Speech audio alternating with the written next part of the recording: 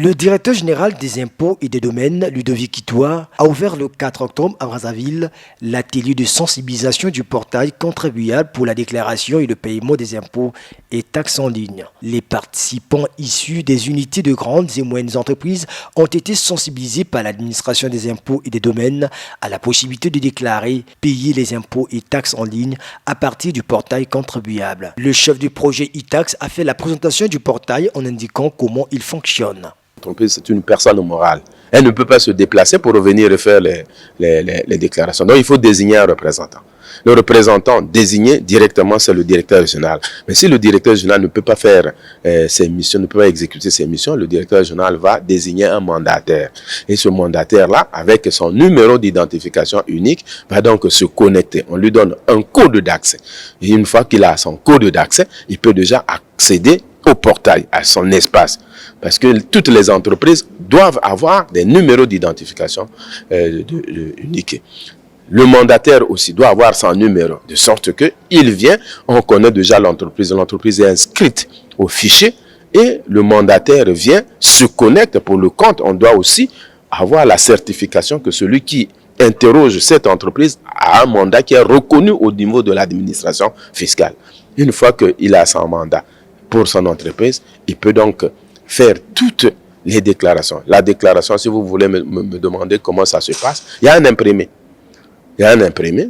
Vous choisissez l'impôt que vous voulez déclarer, parce que les impôts sont connus.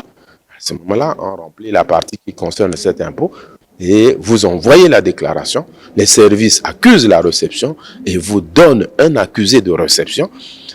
Une fois que l'accusé a été établi, le système vous génère aussi, à travers ce que nous appelons un état de liquidation, le montant des droits à payer. Donc, dès que vous avez fait votre déclaration, quand vous validez, vous avez deux documents.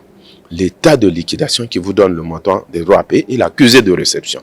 Maintenant, après, si vous avez ces documents, vous passez au paiement. Le paiement, vous venez sur place ou encore vous pouvez utiliser ce qu'on va démontrer tout à l'heure là, c'est-à-dire à travers une plateforme qu'on appelle ePay, à laquelle on a déjà reçu la banque postale, on va bientôt recevoir BGFI. À ce moment-là, si vous avez des comptes dans ces banques-là, vous pouvez donc procéder par le paiement. Le paiement, c'est quoi? Vous avez votre compte, vous donnez l'ordre à cette plateforme-là de payer le montant qui vous a été indiqué à travers l'état de liquidation. Le directeur général des impôts et des domaines a fait savoir que la sensibilisation des contribuables les encouragera à opter pour le paiement des taxes et impôts via le portail e-tax. L'intérêt de cette solution pour l'ensemble des acteurs n'est plus à démontrer, en ce sens qu'elle favorise l'instauration de téléprocédures de déclaration et du paiement des impôts et taxes, la consultation des dossiers sur le portail contribuable,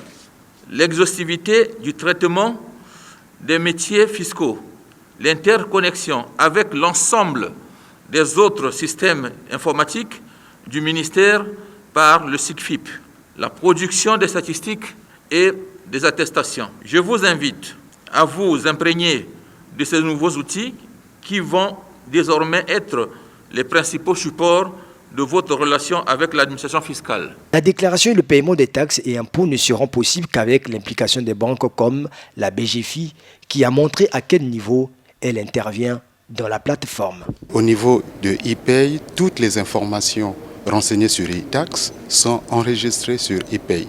Et une fois que c'est transmis au niveau ePay, l'entreprise va juste renseigner son identifiant bancaire. Une fois renseigné et validé, l'information est orientée au niveau de l'application mobile banking. Et l'entreprise saisit juste le mot de passe. Une fois validé, son compte est débité et le compte e-tax est crédité. Pour les clients qui n'ont pas de compte à la BGFI, ils peuvent utiliser la partie mobile money. Et au niveau de la partie mobile money, la compagnie de téléphonie mobile MTN, qui propose des solutions de paiement en ligne, a été aussi mise à contribution pour l'optimisation du fonctionnement du paiement des taxes et impôts. MTN vous fournit la connexion Internet qui vous permet de vous connecter sur la plateforme ePay qui vous permet de déclarer vos impôts et taxes. Après la déclaration de vos taxes, MTN vous facilite pour le paiement de vos taxes à partir du service MTN Mobile Money. Pour payer les taxes, il suffit d'aller sur le plateforme e-tax qui est disponible en ligne. Et à partir de cette plateforme, vous insérez votre numéro MTN, vous insérez votre numéro de paiement et ça va générer une demande de paiement sur votre téléphone que vous allez recevoir en notification et SMS. Le portail e-tax facilitera la tâche aux utilisateurs de gagner en temps dans le paiement des taxes fiscales.